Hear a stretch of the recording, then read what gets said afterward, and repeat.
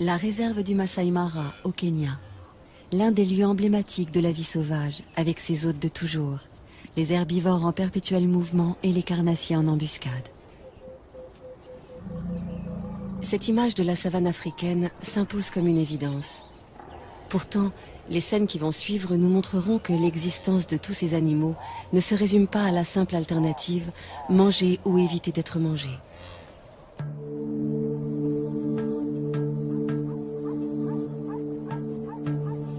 Le jour se lève sur le Masai Mara, une savane arbustive qui s'étend sur 1500 km², près de la frontière de la Tanzanie. La réserve doit sa renommée à l'impressionnante migration des gnous, qui fuient chaque année la sécheresse des plaines tanzaniennes. Au devant de la scène, une troupe de lions conduite par ce couple. Tout autour, les voisins qu'ils côtoient le plus fréquemment, zèbres, gnous, éléphants, impala, girafes.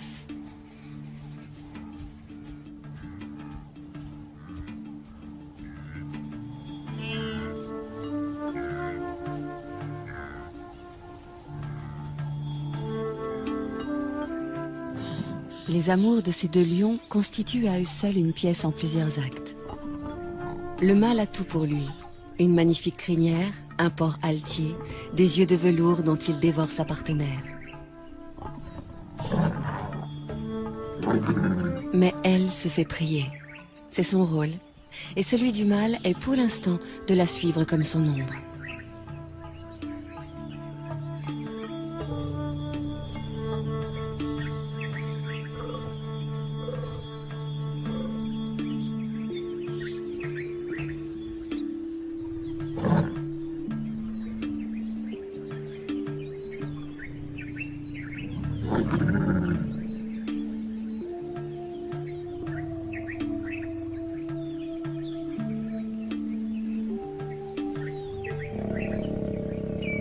Les chaleurs de la lionne durent 4 à 6 jours, avec au moins 24 heures de prémices, approche prudente, présence assidue mais discrète.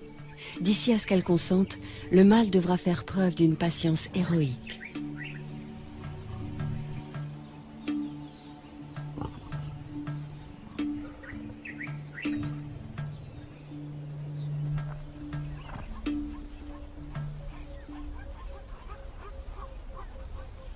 Pourquoi tant d'herbivores dans le Masai Mara? Parce que nous sommes en février, période où cette savane offre une herbe fraîche, riche en protéines. De jeunes pousses surgit 2 à 3 semaines après les pluies. Pour s'en repaître, les gnous sont prêts à parcourir 700 km depuis les plaines du Serengeti au sud.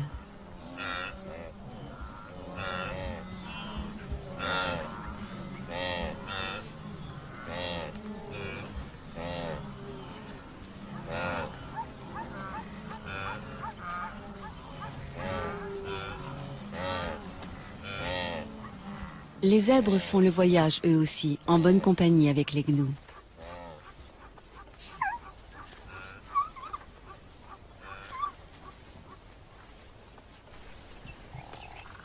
Comme il se doit, les lions prennent leur tribu sur ces troupeaux, ou plutôt les lionnes, puisque ce sont elles qui chassent.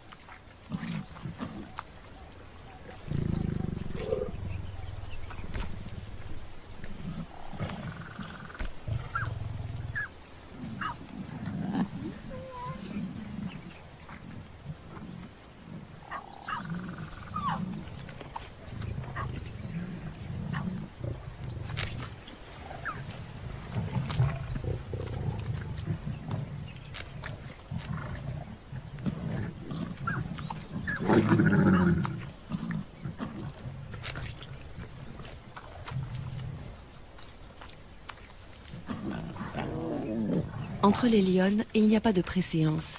Chacune dévore autant qu'elle peut. Les lionceaux, qui ont encore leurs dents de lait, ne peuvent pas mordre dans la chair comme les grands. Si on les a conviés au festin, c'est pour éviter de les laisser seuls, sans surveillance. Et aussi pour les familiariser avec l'odeur du sang, éveiller leur instinct de chasseur.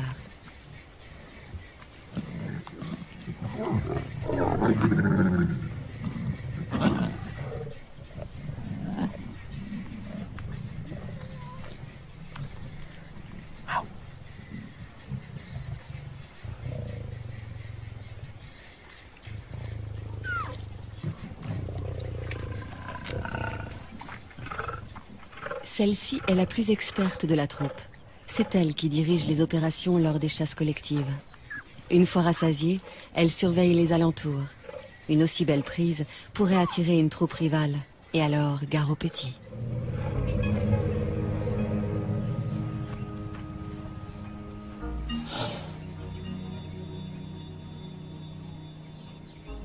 Marcher des jours, des semaines pour trouver les bonnes plantes, c'est le lot de tous les herbivores du Masai Mara. Les éléphants choisissent de se déplacer au petit matin pour éviter les grosses chaleurs.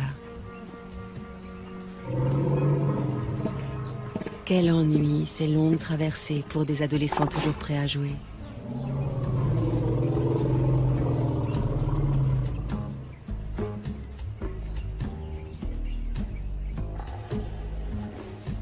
C'est la matriarche, une éléphante âgée et expérimentée qui prend systématiquement la tête du cortège. Elle connaît par cœur tous les chemins à emprunter pour parvenir aux sites les plus abondants en nourriture.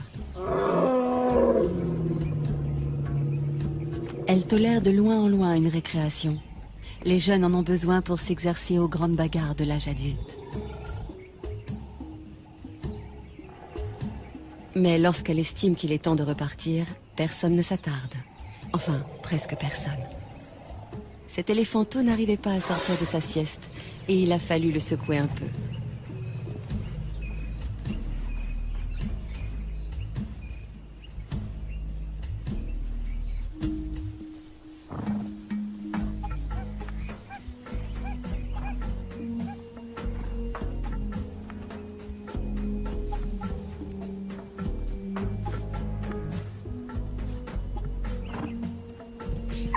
Un étalon pour plusieurs juments qui lui restent fidèles toute leur vie. Les petits harems que forment les zèbres de Burchell vivent plutôt harmonieusement, avec juste les querelles d'usage. Du moins, tant que ces différentes familles peuvent s'isoler les unes des autres. Mais à l'époque des migrations, surtout si elles coïncident avec celle des amours, la promiscuité génère de violentes rivalités entre les adultes.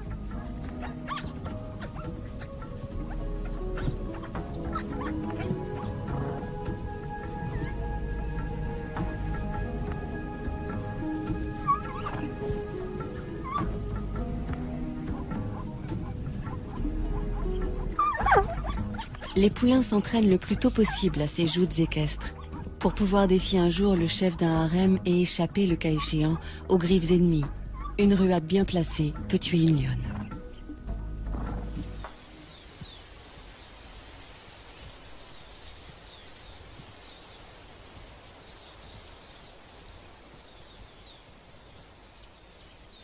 Quand on a la tête perchée à plus de 5 mètres du sol, on repère facilement les dangereux carnivores. C'est l'un des avantages de cette morphologie insolite. L'autre étant de pouvoir atteindre les sommets des arbres inaccessibles aux herbivores lambda.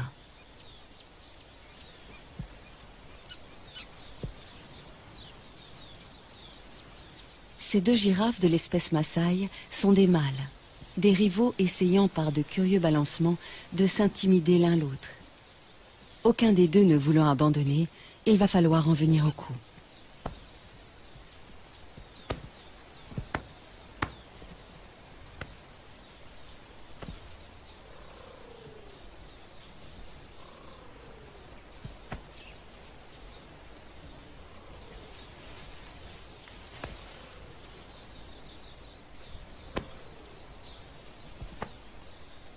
Dire qu'avec ces mêmes gestes, en plus lents et plus doux, un couple de girafes peut se faire la cour.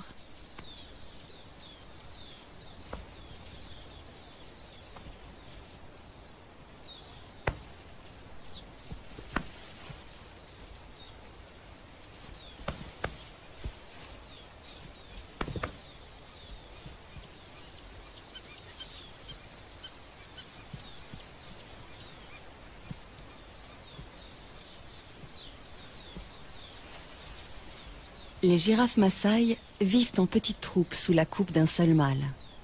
Le but de ces duels, aussi violents soient-ils, n'est pas de blesser l'adversaire, mais d'établir qui est le plus fort, qui pourra prétendre à la place de chef le jour venu.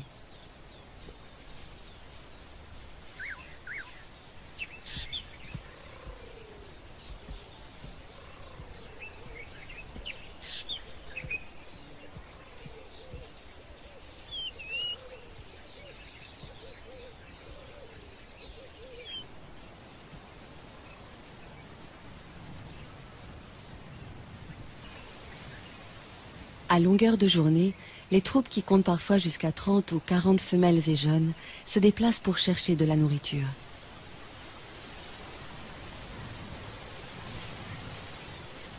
Leur plante préférée, l'acacia, qui à lui seul leur apporte toutes les vitamines voulues.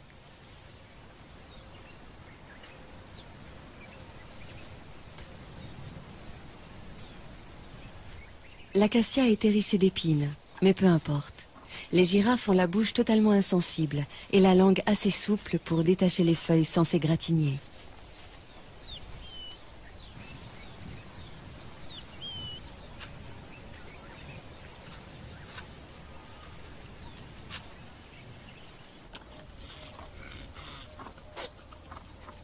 Ces cornes joliment annelées font la fierté des mâles impala.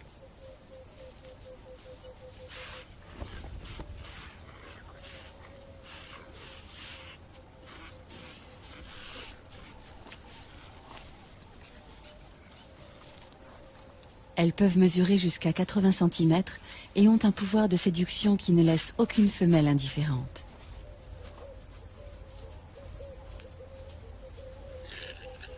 Pourquoi? Parce que la taille de cet attribut révèle la valeur de celui qui le porte et que ces dames veulent avoir affaire au meilleur géniteur.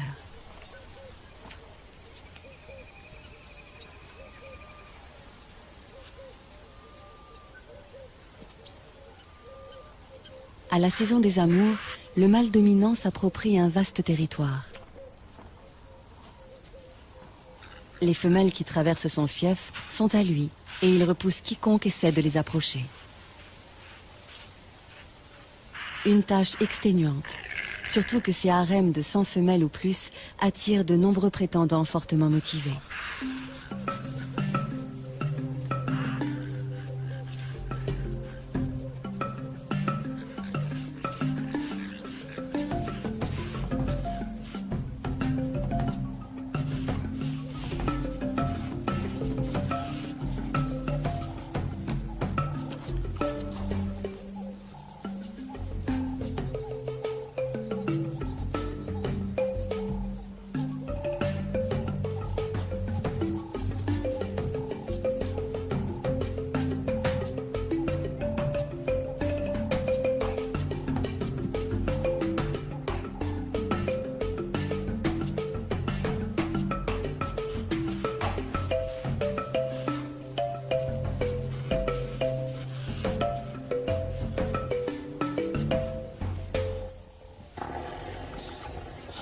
Le soleil est de plus en plus chaud. La matriarche a su conduire sa troupe près d'une zone ombragée où poussent les meilleures graminées de la saison. Ces moments de convivialité incitent à échanger. Les éléphants ont une façon très touchante de se saluer ou de se déclarer leur affection mutuelle.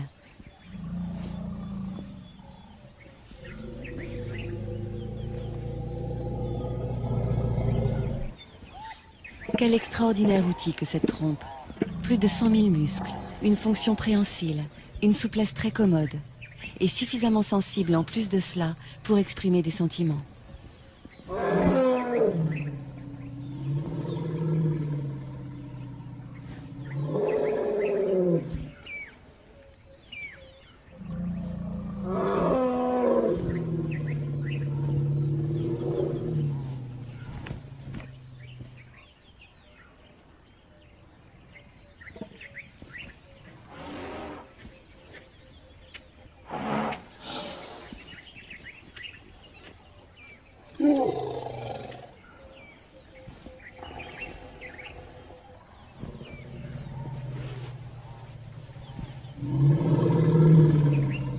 Lors de ces pauses, les éléphantaux restent constamment sous bonne garde. Ceux qui ne sont pas encore en âge de brouter en profitent pour s'offrir une petite tétée. Ils y ont droit jusqu'à 3 ou 4 ans. L'autonomie commence bien plus tôt pour les petits impalas. Ils ne sont allaités que pendant 5 mois, après quoi ils doivent brouter comme les adultes et surtout être capables de suivre le mouvement du troupeau. Par contre, pour avoir un territoire à eux, les jeunes patienteront jusqu'à l'âge de 4 ans. Ce temps d'attente se passe au sein de la harde.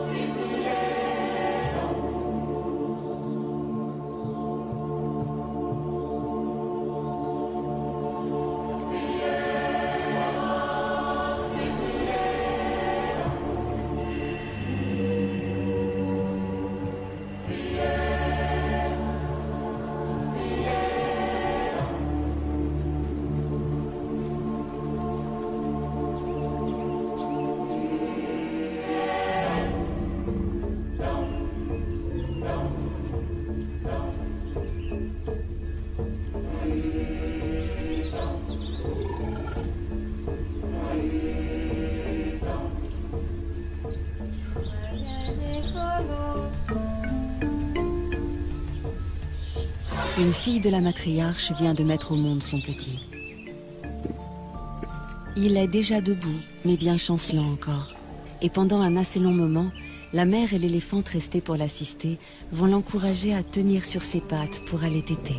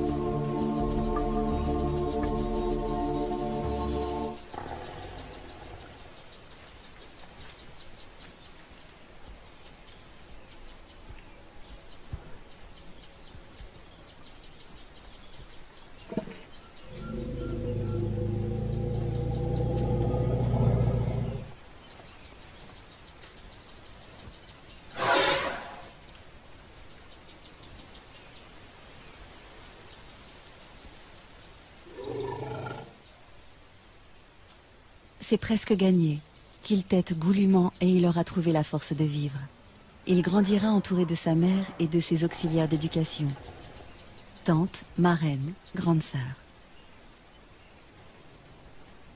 La doyenne de la troupe se charge instinctivement d'entretenir et de transmettre la mémoire collective de la famille. Elle sait où trouver les meilleures étendues d'herbe, aussi bien que les points d'eau. Et à la mi-journée, rien à faire. Il faut boire.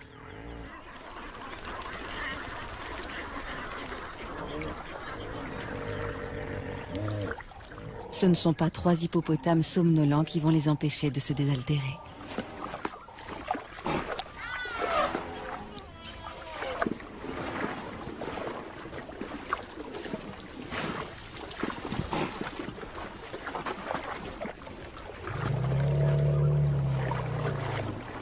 « 60 litres d'eau par jour, c'est le minimum pour assouvir sa soif.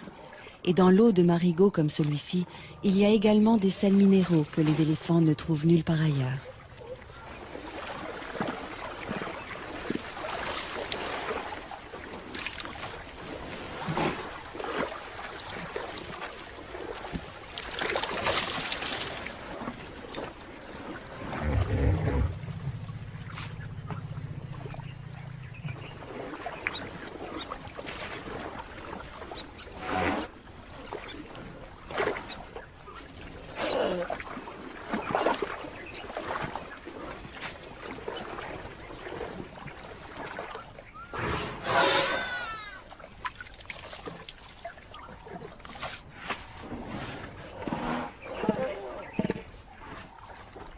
Les mares sont non seulement des abreuvoirs, mais aussi des points fixes où les mâles solitaires peuvent reprendre contact avec la troupe pour éventuellement s'accoupler avec des femelles.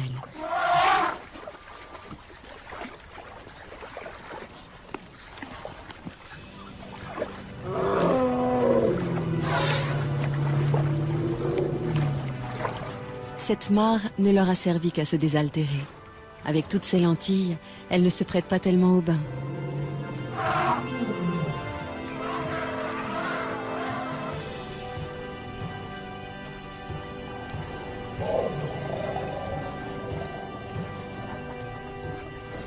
Le bain est indispensable pour éliminer les poux qui s'incrustent dans les replis de la peau.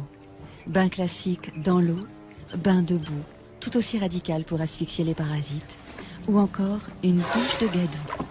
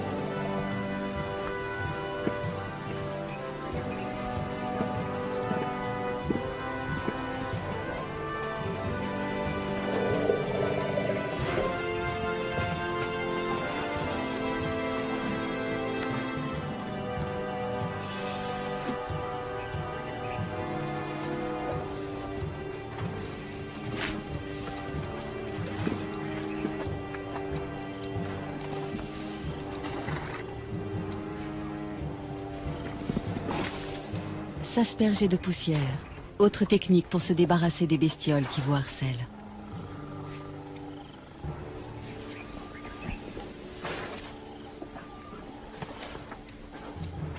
Pour les soins d'hygiène, les buffles s'en remettent à un nettoyeur professionnel, le pique-bœuf, ravi de trouver de la nourriture à si bon compte.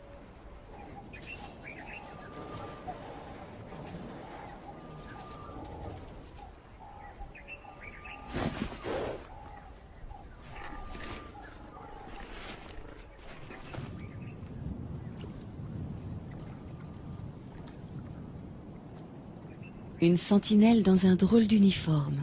Le jabiru du Sénégal, cousin des cigognes.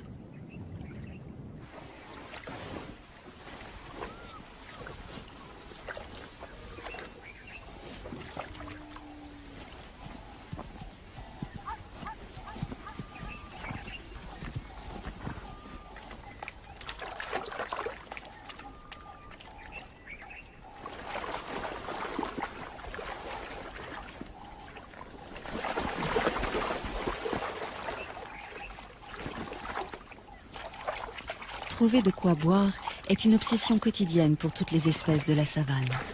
Chez les zèbres, un étalon est plus sûr de séduire des femelles s'il choisit un territoire près d'un point d'eau. Seulement, du fait même qu'il attire tant d'animaux, un point d'eau est à la fois source de vie et menace de mort. Car souvent les prédateurs sont embusqués non loin.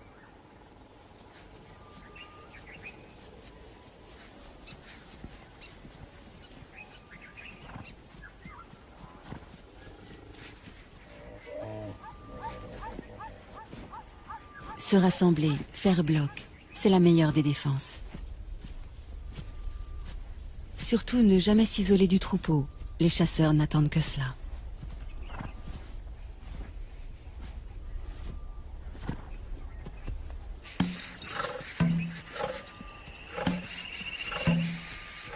Pour une fois, les zèbres se sont affolés inutilement. Les lions venaient juste se désaltérer. La proie qui s'agite tout près, c'est le hasard qui vient de la mettre à leur merci.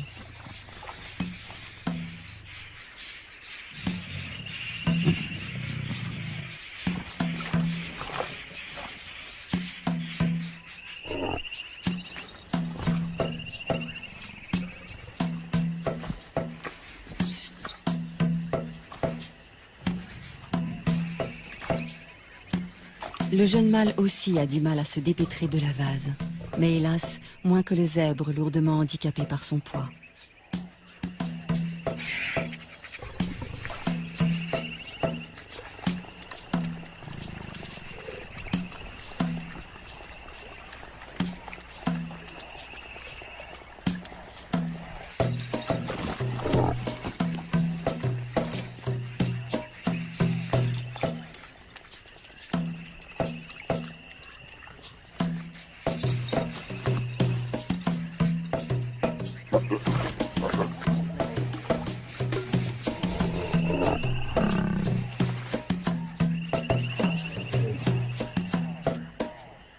Il aurait besoin d'aide pour la mise à mort, mais les autres semblent hésiter à s'engager dans le bourbier.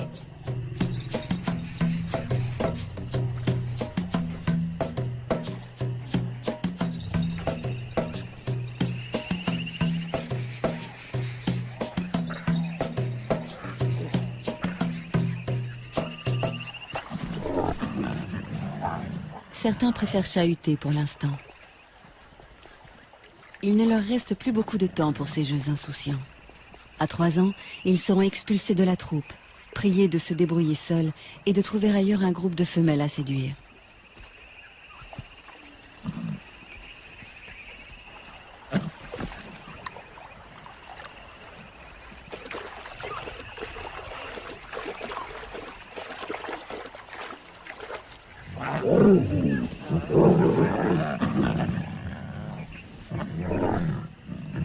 Lorsqu'ils simulent des combats et se chamaillent, ces adolescents préparent leur vie future de mâles dominants et de chasseurs. Ces entraînements développent la force physique et la réactivité.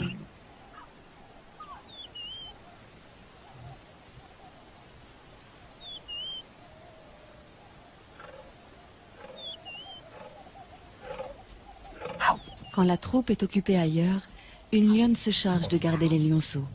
C'est une des règles de leur système communautaire, ne jamais laisser un petit seul.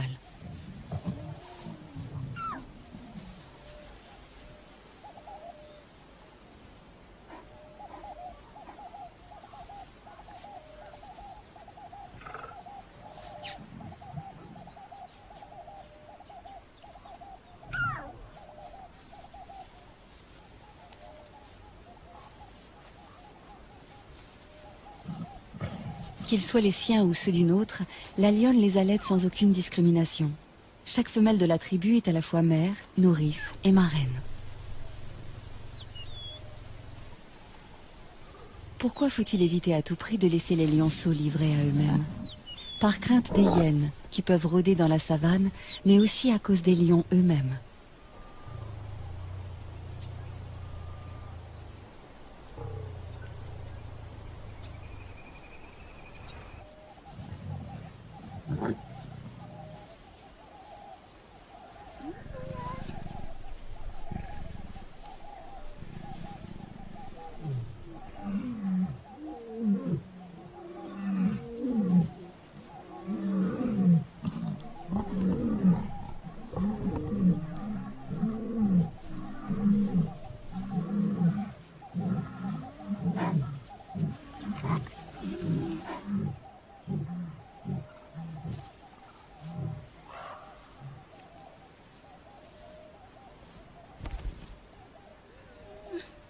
La babysitter est sur ses gardes.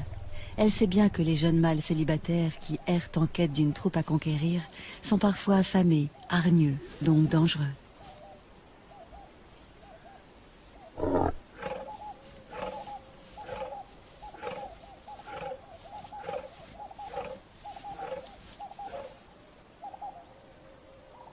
Même lorsqu'il a déjà une ou plusieurs partenaires attitrés, les choses ne sont pas faciles pour un mâle. Le nôtre en est toujours aux manœuvres d'approche. Toutefois, il a bien avancé et peut espérer arriver à ses fins d'un moment à l'autre.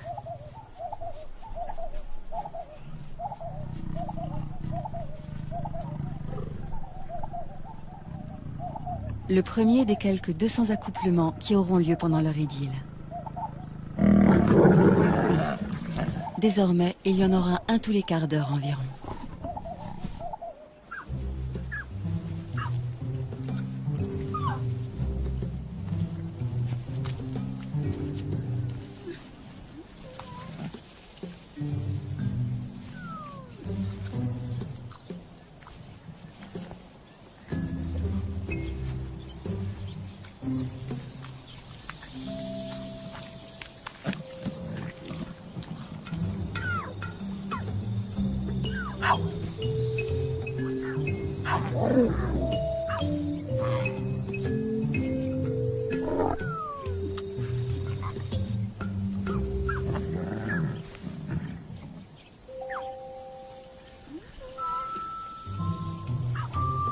Autour d'une proie, les lionnes n'ont pas la même patience que pendant les longues siestes, les heures où il fait trop chaud pour remuer la moindre oreille.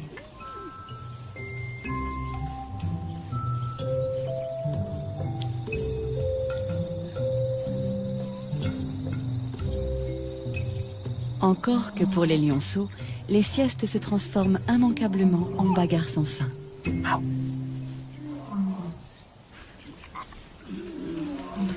À cet âge déjà, jouer n'est pas seulement s'amuser. Avec les galipettes, les culbutes, les courses-poursuites, les lionceaux apprennent à ajuster leur comportement, à contrôler leurs gestes. C'est ainsi qu'ils établissent leur rapport hiérarchique et leur code.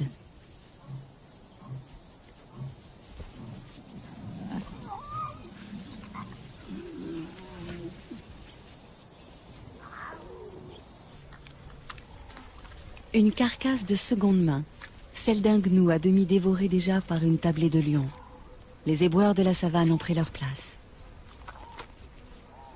Une fois abandonnée, une charogne est à tout le monde. Les chacals n'ont pas plus de droit sur elle que n'en ont les marabouts.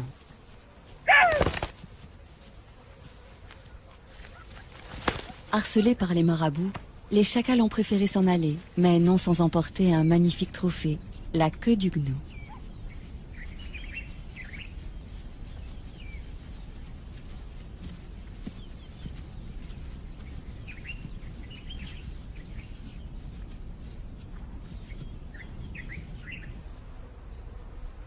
L'un d'eux a eu finalement des regrets. Pourquoi avoir délaissé une si belle proie? La mémoire ne tarde pas à lui revenir.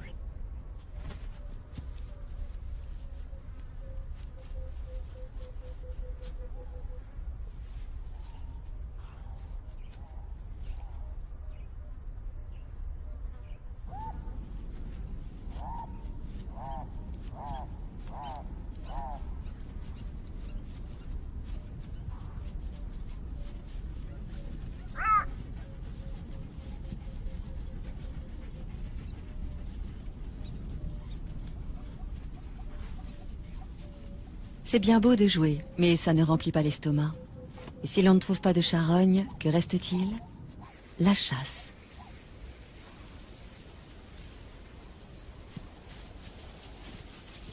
Les topis, comme les gnous, savent utiliser cornes et sabots quand il s'agit de défendre leurs petits.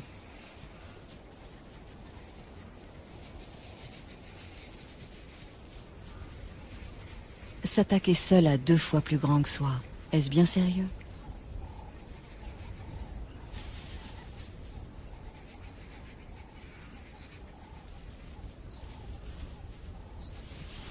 Il faudrait, c'est évident, s'y mettre à plusieurs, mais où sont les renforts?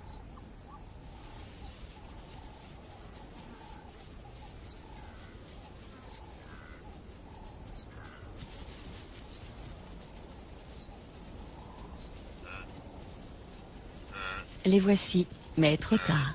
Tous les troupeaux sont en alerte.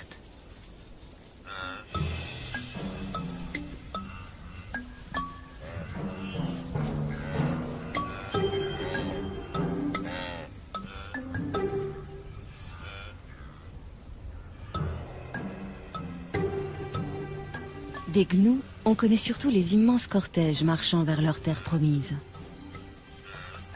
Quand un troupeau interrompt sa progression, c'est pour la bonne cause, l'amour. Les mâles, âgés d'au moins 3 ans, cherchent à rassembler autour d'eux le plus possible de femelles. Pour cela, ils font de grandes cavalcades et jouent à se battre, juste pour attirer leur attention.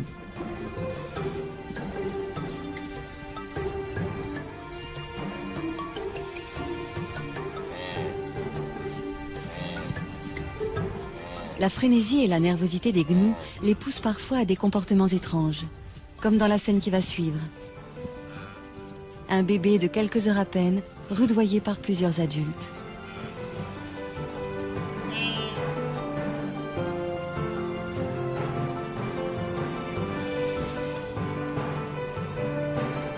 Veulent-ils l'entraîner à courir, pour lui apprendre qu'il faut toujours être prêt à fuir ou à suivre le troupeau sans trébucher? Ce n'est là qu'une hypothèse.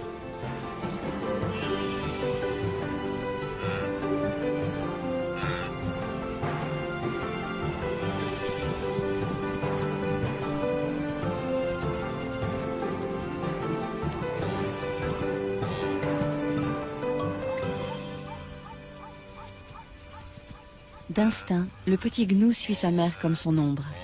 S'éloigner d'elle, surtout quand le troupeau se met en marche, c'est risquer de la perdre. Et mourir à coup sûr car aucune autre ne la remplacera. Une mère gnou n'accepte jamais de nourrir un autre petit que le sien.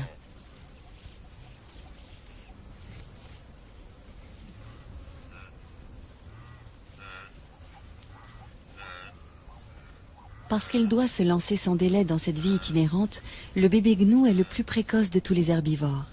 Il est debout et en état de marcher 10 minutes après sa naissance.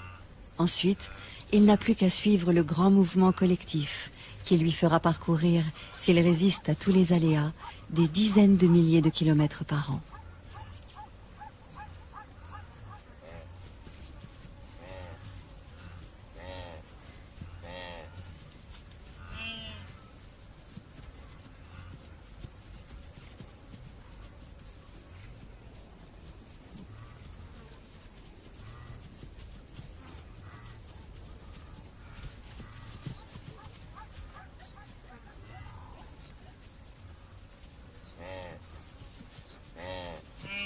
Tous ceux qui parcourent ces plaines herbeuses, que ce soit les gnous en troupeaux denses ou les taupies et les zèbres beaucoup moins nombreux, tous, excepté les éléphants, ont à craindre évidemment les grands carnivores.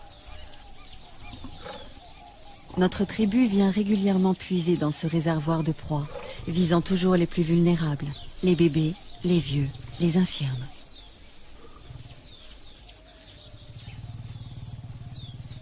Sans doute les lionnes ont-elles fait bonne chère il y a peu, car la chasse n'est pas à l'ordre du jour. L'humeur est plutôt câline et espiègle.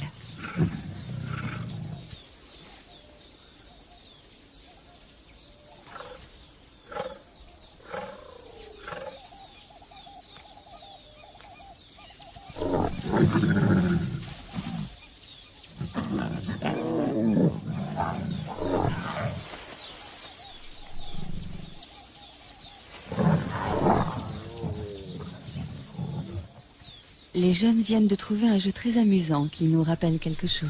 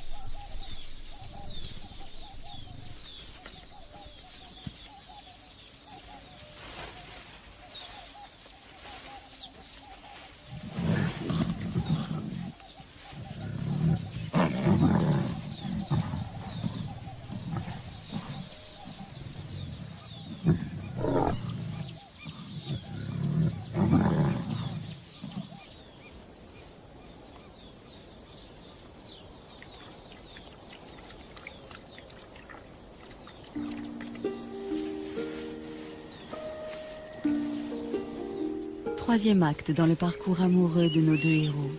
Roméo vient réclamer ou proposer une énième copulation.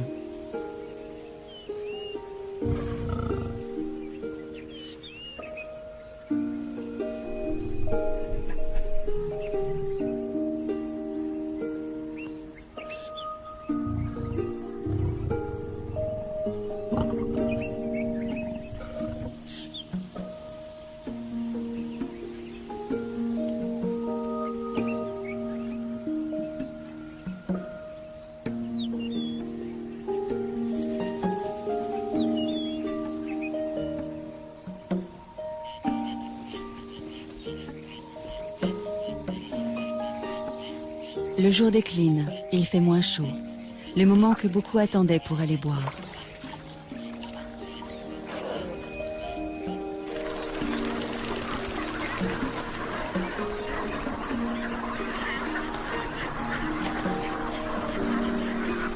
Autour de la mare des lions, tout semble palpiter au ralenti, comme si la fatigue de la journée se faisait sentir chez toutes les espèces. De ce côté, c'est même le repos complet. Certains, on les comprend, ont cédé à l'épuisement.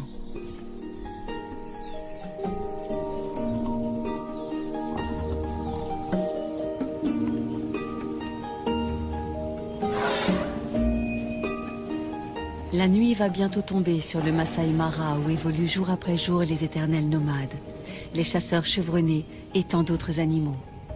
Au rythme des saisons, la lutte de chacun pour sa survie maintient ce juste équilibre dont la nature africaine a le secret.